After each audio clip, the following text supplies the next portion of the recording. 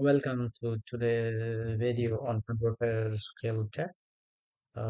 Today we are going to understand about the loops. So, in this regard, first of all, we will have to understand that how the loops work, right? So, here we do have a file for the loops. We are going to understand for loop, for example, that why we want to use loops, that if we want to repeat some specific task, then you will have to use the loops. For example, I said that uh, we need to print one, and then I have several copies of it.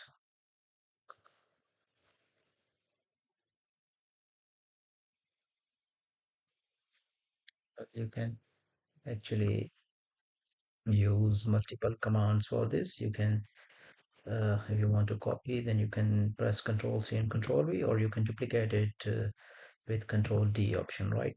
So you can press Control D and it will duplicate your text in this window. So, for example, you wanted to print from 1 to print 1, print 2, print 3, okay, and then print 4, and so on. So it means that you wanted to print these terms 1, 2, 3, 4, 5, uh, and these are the four numbers. Well, what we want to do? Yeah, we have to print from 1 to 5. So this is 1, 2, 3, 4, 5. You see that you can print 1, 2, 3, 4, 5, and so on. Well, now, if I said to you that you will have to print from 1 to uh, print from 1 to 1000. Now, what you will do actually, you will write print 1, print 2, print 3, print 4, print 5. You can do it right. So you can type it from 1 to 1000. So if I say you type 10,000, then you have to write print 1, print 2, print 3, and up to print 10,000. Well, but for example, if you want to do, you you can write it.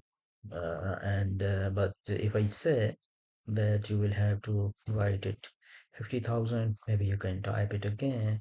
But if I say you have to write it 500,000 times, then I mean it will be very complex for you, and it's not, a smart approach. So here, where the loops come. So loops said to you that what you have to do actually, here you can, rather than typing print 1, print 2, print 3, and print 500,000 like you type it, what you can do actually, so you can just write for I in range. For I in range, you can say that we can have any number. For example, if you wanted to type it up to 5, or if you wanted to type it up to 4, then what will happen here, that you can type here 4, because we have to print this, all this.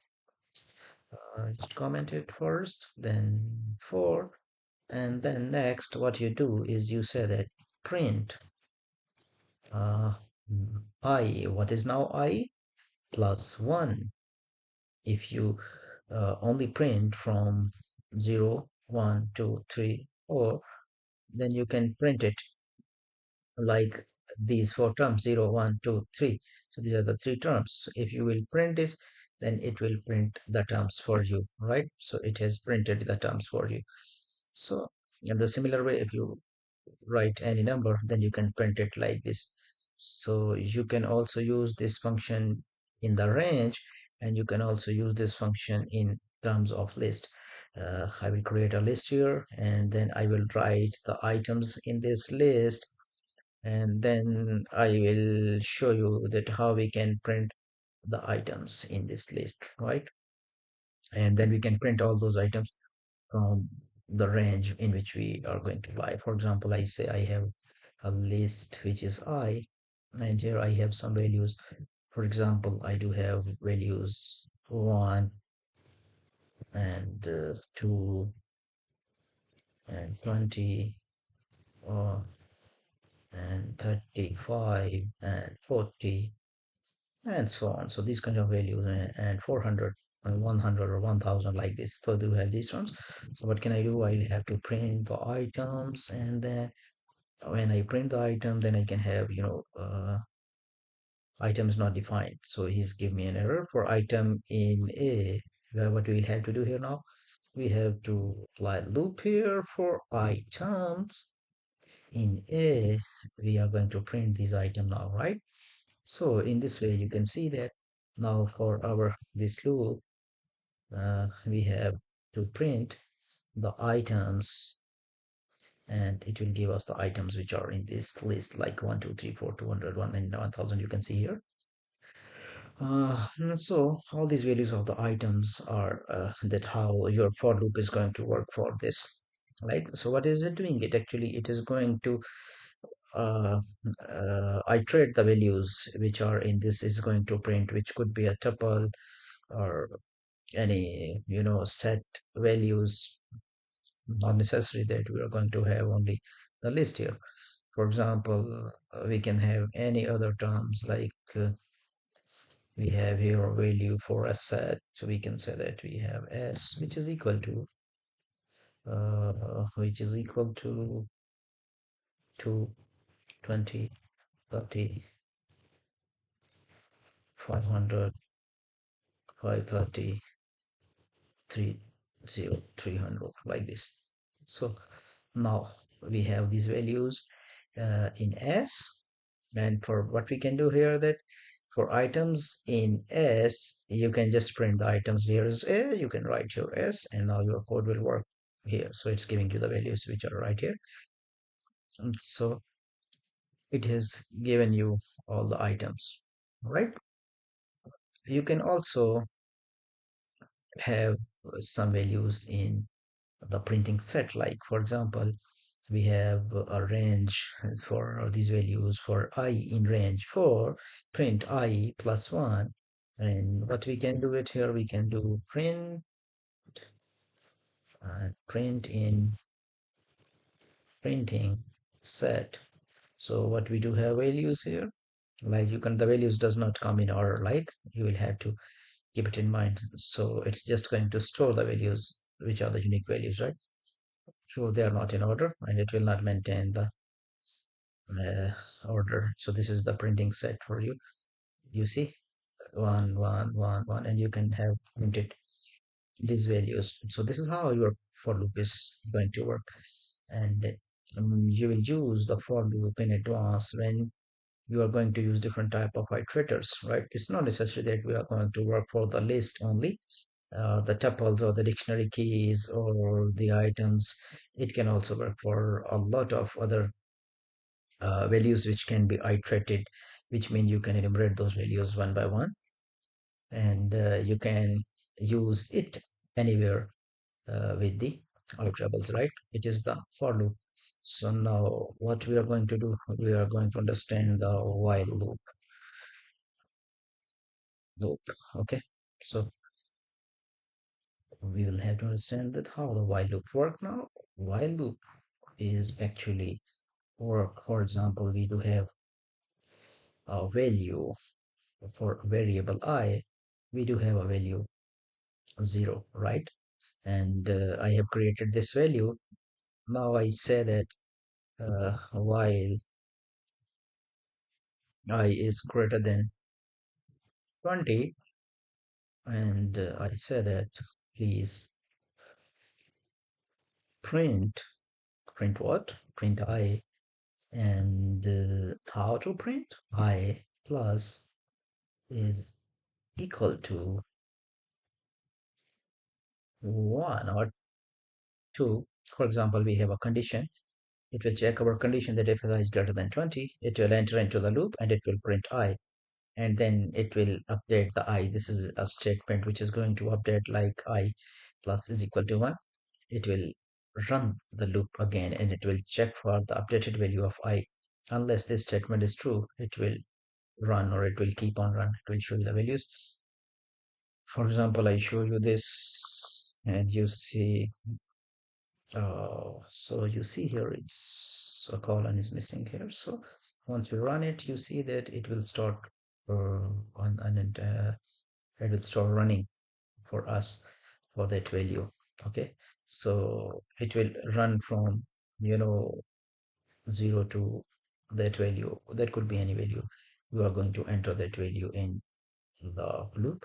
So it will iterate. How it will iterate? Actually, it will iterate from for that value. It will iterate until the conditions become true.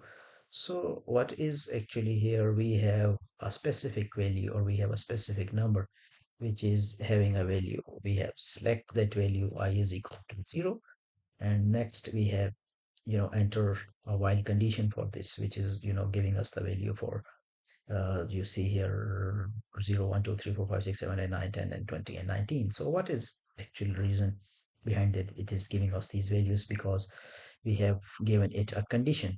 Okay, so if we have this value, like for example 10, then we can have the values till 10.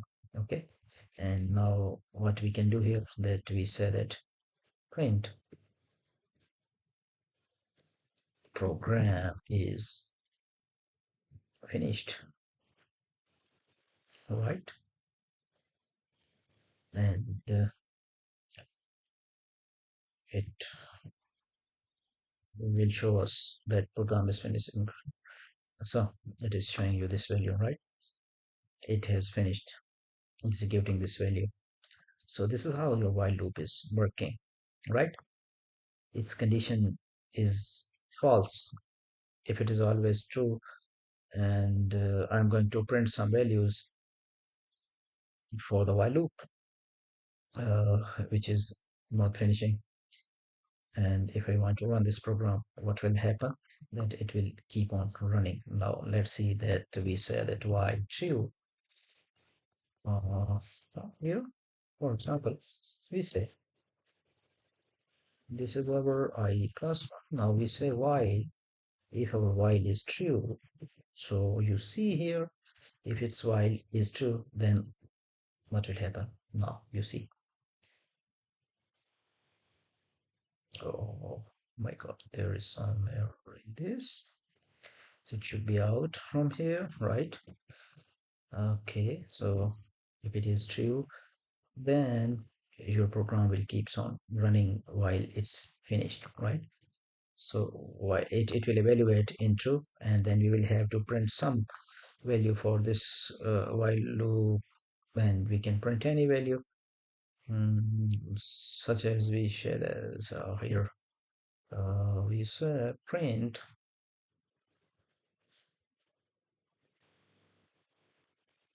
while loop working.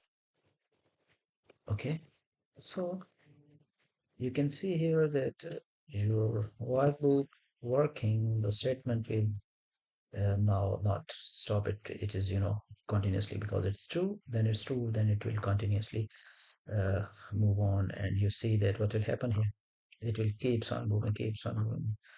I am going to stop it, and then I will have to, you see that it keeps on running, right? So this kind of loop is called finite loop, right? So you want to stop it, I don't want to continue. Now, in order to run an infinite while loop, there is some specific use. For example, I'm going to give you another example. I have comment out it. Now, for example, we say that while is true, right? And after that, I say print any number. You can say that it will print 5, or it will print 2. Then I say, okay, uh, we can have any number, right? Or another number could be, for example, we say none is equal to int. We can have any number input, and what is the input actually? Input, you can enter a number. Okay, so you can enter a number. So after this, I will write num is equal to 0. And we have to print this number, right? We write num is equal to 0. Okay, so this is what we have done here. Then I will have to break it, right?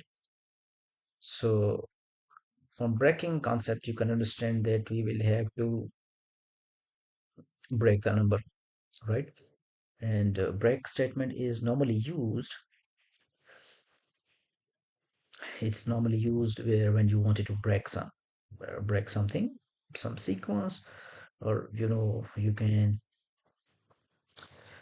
use it with some other loops. Also, this statement can be used with some other, with some other loops also. So if number is equal to 0, we see here that we have this number condition, and we can say that break, right? So what will happen now? Actually, I'll tell you more about it later, that how the breakpoint work with others. But from here, you can understand that we are going to break this loop and we will have to get out of this. Now, when I will uh, run this infinite loop, it is saying that you will just have to enter a number, right? So, for example, I write 2, it's giving me a 2. For example, 3, it's giving me 3. For example, 4, it's giving me the 4. Okay, it is giving me 2 because I have this number already mentioned, the print 2. Whatever I enter, it will give me the number print 2. Okay, so I will have to enter the number, and it gave me print 2 whenever I number enter. So when I enter 0, let's say program is finished with exit code 0. It was infinite loop. But now what we have to, we have break it, and we have given this condition for the break, that I can exit if number is equal to 0, it will break, right? In this way, I have make an infinite loop by writing while true, number can be an integer and it will print 2, which means that we are going to give it a number, and that number is going to be printed, and then it will be, you are going to enter the number, and then you are getting the output infinitely. But we want to break this anywhere, we don't want to continue it. So we say that we have a condition that if number is equal to 0, then it will break our loop. So this is the condition which I will, whenever I will change the value to 0, it's in my hand that I can change the value, right? In for loop, you can also use this break statement, and we can, you know, use it also in the for loop. For example, for I in the range, we do have some example of over here, that for I in the range, let's see, we uncomment this, and we say that in this I write print I plus 1. Now here what we can do, that I said if I is equal to, we can give any number, right? We can write 2, then we say break.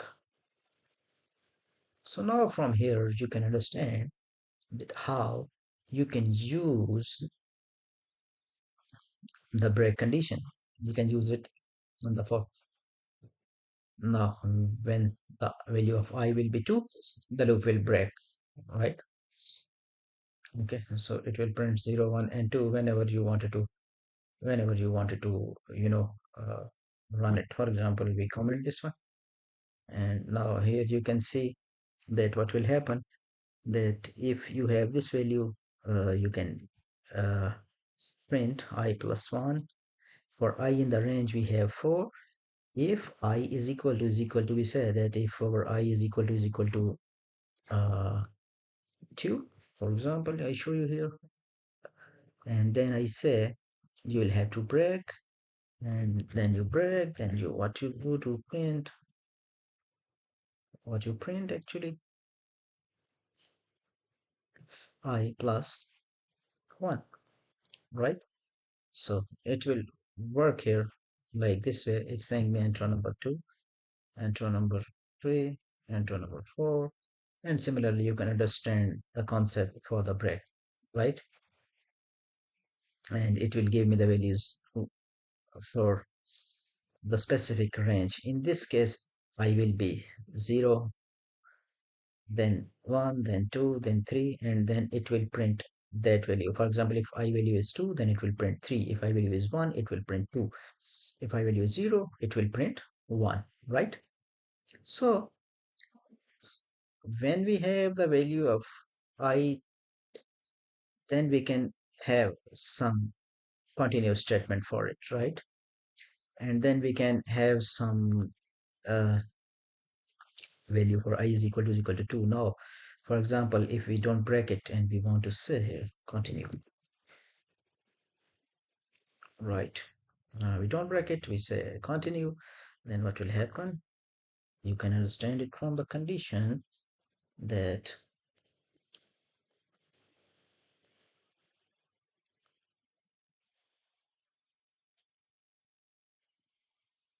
you can continue it, right? Now, how to continue it? Actually, you are just going to enter a number, and if you are entering 0, no, enter number 0, it's giving you 1.